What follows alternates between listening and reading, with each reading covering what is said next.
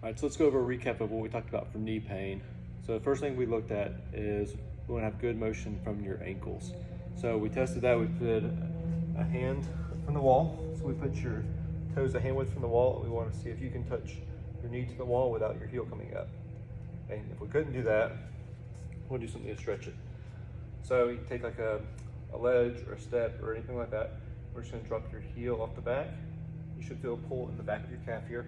But we also want to do that with your knee bent. So we're going to bend your knee a little bit, and you'll feel that stretch a little lower by your ankle.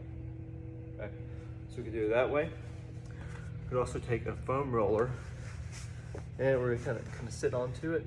We're going to find those kind of tight spots in the calf, and we'll kind of work into it. So we can work in here, we come up a little higher and sit into it. We can put pressure on the side. We can work all around and find where you feel like you're more tight. Okay. The other thing we looked at is if you have tightness in the front of your quad, where your muscles are coming into your kneecap. So we want to come just above your kneecap. You don't want to roll on your kneecap. That's not going to feel great. So we're going to lay on your stomach.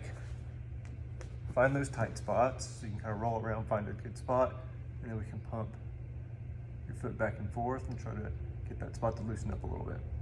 So do like 10 or so, and then roll around, find a new spot, and repeat there.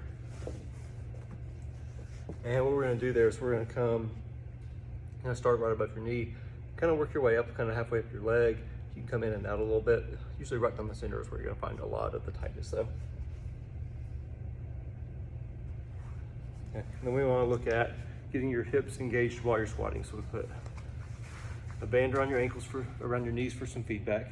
So we're keeping tension in the band as you sink into the squat. So we don't want to see your knees coming together here. We're fighting to keep your knees out, but we're not rolling your feet too. So we're keeping big toes in the ground, tension in the band, feel your glutes working throughout the whole motion. Okay, so our goal there is that we're learning to use your hips to help control the position of your knee and to make your knee more stable. Okay. And then the last thing we looked at was this motion through your hips. So we're looking at range coming out and coming in, right? And if we were a little bit tight through there, so some of you felt tight in the front of your hip. So we're gonna come up tall, squeeze your glute. If we wanna add a little bit more, we can kind of reach away from the side that we're stretching. You feel a really good pull in the front of your hip there.